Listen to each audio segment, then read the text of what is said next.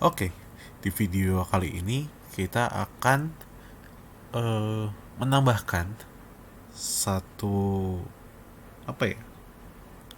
Satu bagian di aplikasi kita yang sebenarnya perlu tapi belum ada, yaitu terkait user. Jadi tujuan akhirnya adalah gue bisa mencatat eh, transaksi yang disimpan itu tuh punya user siapa. Nah, kita kan belum sama sekali punya user. Jadi kita mulai dari yang paling simple, yaitu flow registrasi user. Dia cuma butuh input username sama password. Itu nanti kita simpan ke database. Terus nanti ada flow login ya. Cuman itu masih goals akhirnya. Step awalnya kita membangun uh, input user dulu. Kita mulai dari model user. Pastinya nggak akan jauh-jauh dari sini sih. Model common model user.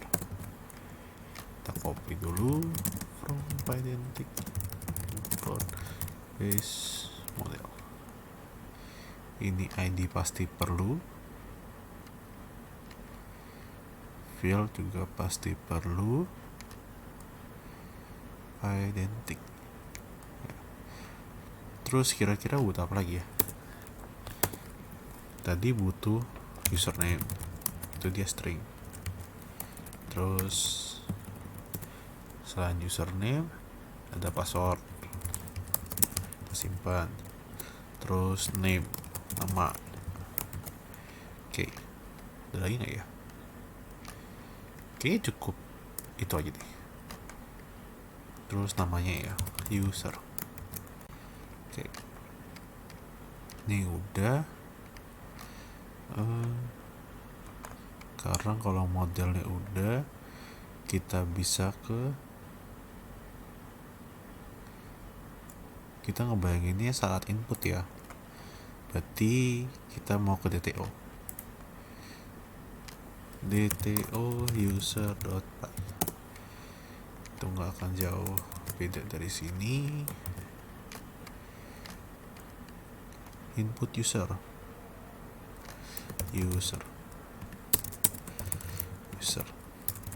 inputnya kita akan sama dengan ini 3 ya, username, password, name. Dan ini semua sifatnya mandatory. Kita hapus yang nggak pakai. Oke, kalau ini udah, kita bisa biar kebayang dari router link, router user from fast API import API router user API router. Kita butuh prefix ya, API v1.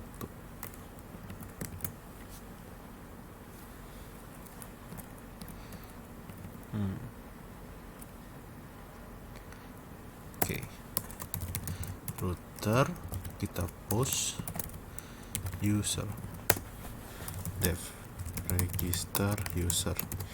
Dia nerima input user dari DTO yang udah kita buat. DTO sama sebenarnya dia butuh service user. Berarti kita ke service, tapi service juga nanti butuh repo. Berarti sebenarnya kita baiknya mulai dari paling belakang dulu, user.py. Ini kita copy aja repository user. Oke, importnya juga akan jauh beda.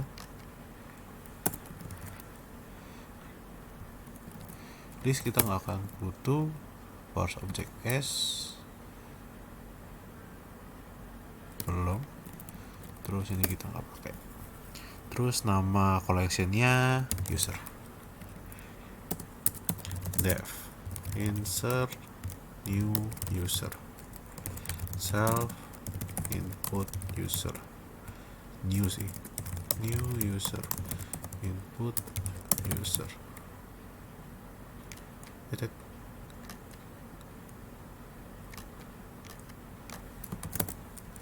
Self.repository insert one new user dictionary. Kita return aja. Dah, add namanya belum, repository user. Ini kita matiin aja daripada dia reload. Terus kita bisa ke service, copy paste ini, copy paste ini, service user. Sini namanya kita ganti service user. Terus repository yang transaction kita akan ubah menjadi user new.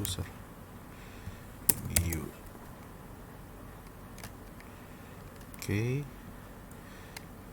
Terus yang berhubungan sama transaction semuanya sih itu menjadi user.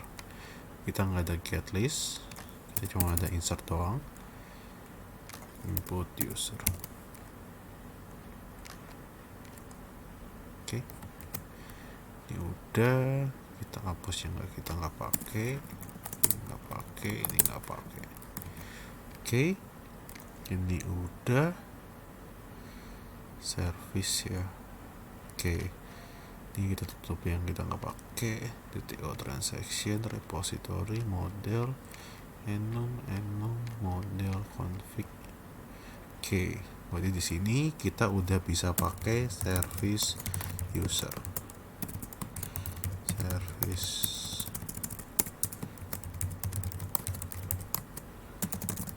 Depends.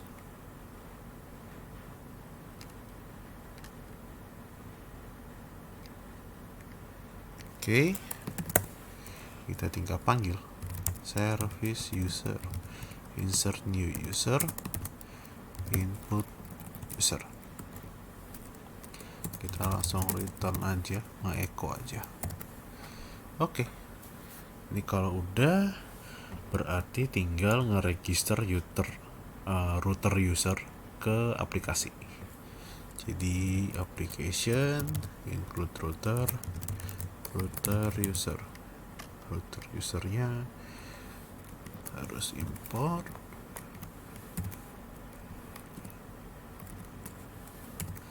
user. Oke, kita coba, kita jalanin servernya, kita buka, dadakah? Nah, tapi kan agak nggak enak ya, kayak jadi satu gitu seolah-olah sama transaction. Jadi di router itu sebenarnya kita bisa nambahin teks. Ini adalah user, sedangkan yang transaksi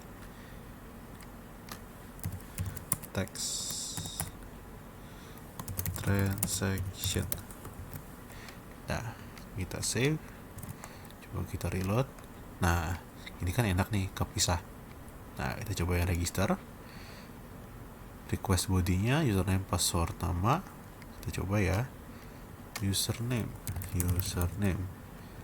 password, nama, cobi, execute. Oke. Terus kita belum buka MongoDB, gua sih yang belum. Coba buka dulu karena kita belum ada make sure API gate-nya. Bentar ya.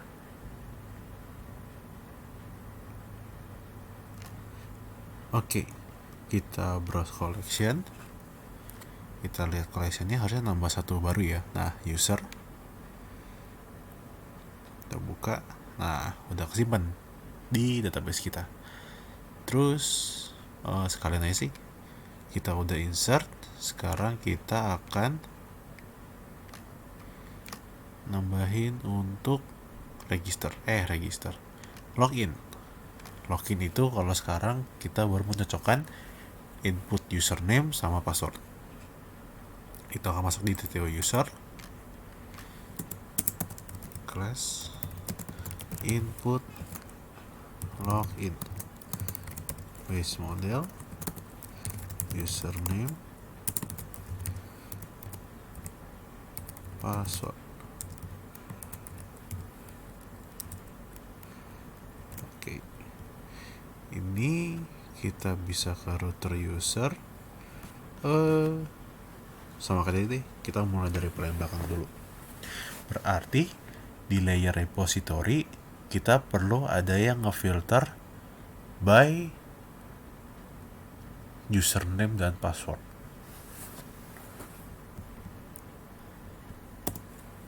Def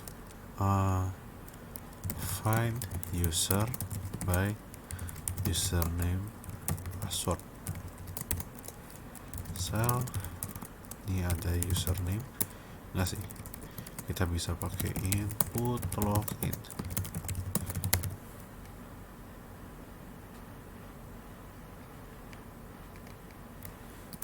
Berarti di sini kita bisa self.repository find one. Berarti apa? Username itu kita bisa ambil dari input login.username. Terus password bisa dari input login.password. Ini perlu di return find one. Tapi balikannya berupa user ya. Jadi kita pakai result aja. Habis itu kita bisa apa sih? Return result ya. Gini. If result is not none, kita return usernya itu dari model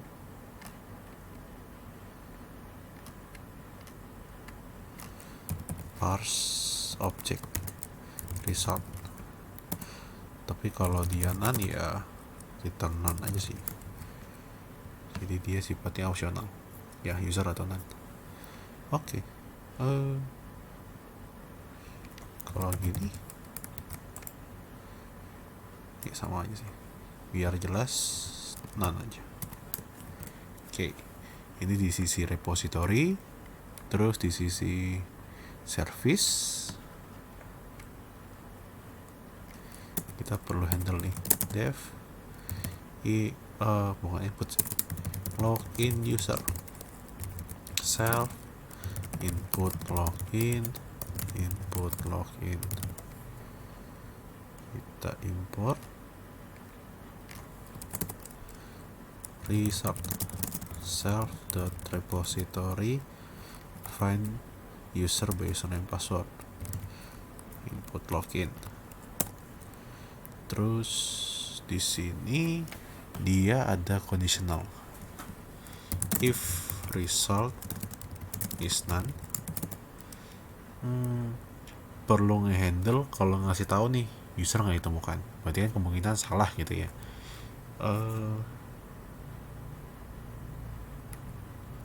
Nggak sih, better di depan aja. Return result aja langsung.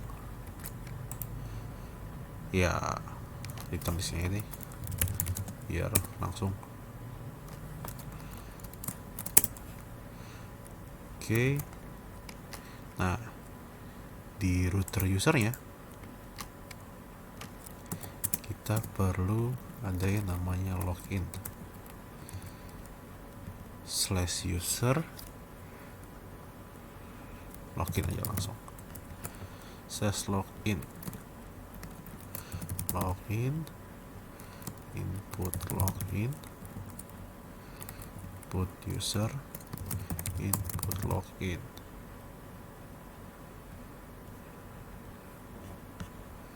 service user, kita ada login user, input login, terus ini ada result. Nah, ini gue bergerak dari yang ilmunya apa udah kita tahu ya, cuman gue kasih tahu dulu, nanti kedepannya kita nggak akan pakai kayak gini untuk login nih, kita akan pakai metode yang berbeda. Cuman ini kita mengimplementasikan lah, so tahu dengan apa yang udah kita pelajari dari video sebelumnya, kita coba implement di flow user ini. Mau infoin dulu. Nah, di sini ada hal baru di mana kita handling error namanya. Handling kalau misalkan usernya nggak ketemu. If result is none, yang gue perlu lakukan adalah raise HTTP exception. Ini itu bawaan dari Fast API. Isinya argumennya itu cuma status code sama detail. Status code itu integer. Kalau misalkan nggak ketemu kan sebenarnya 404 ya. Cuman karena ini berhubungan sama login, kita bikin unauthorized, yaitu 401. Kalau misalkan yang masih awam sama HTTP status, di sini bisa cari aja HTTP status code. Nah, ini dari Mozilla udah kelihatan sih. Yang sukses 200, kalau yang gagal biasa 400, kalau yang error parah itu 500. Kita kan yang client error response. Nah, karena ini berhubungan login, kita akan pakai yang 401. Biasanya kalau nggak ketemu kan 404. Cuman ini balikinnya 401 aja. Oke, message-nya apa? Invalid username / password. Buat ngasih tahu, mungkin ada yang salah nih antara username atau passwordnya. Silahkan dicek DW. Kalau benar kita balikin aja resultnya. Nah, kita coba ya. Kita save. Kita coba ke sini, reload. Kita mempunyai login. Username, password. Kita execute. Nah, balikin data yang tadi nih. Tapi sekarang kalau kita salahin nih, username 1, execute, tuh dapat code yang 401 unauthorized dengan detail invalid username / password. Sama pun kalau misalkan passwordnya kita salahin, sama dan tentunya salah. Oke, sejauh ini flow untuk usernya terlihat aman ya, dari register user sama loginnya. Cuman untuk metode login ada beberapa catatan. Satu, nggak login doang sih, tapi user. Satu, password yang disimpan di database itu pasti yang nggak berupa plain text. Tapi ada yang perlu kita lakukan untuk menjaga privasi dari user, yaitu kita perlu melakukan hashing. Itu satu. Kedua, metode login itu kita nggak pakai di request body kayak gini. Nanti ada yang namanya OAuth. Itu ada metode tersendiri. Dan cara settingnya akan ditunjukkan di video selanjutnya.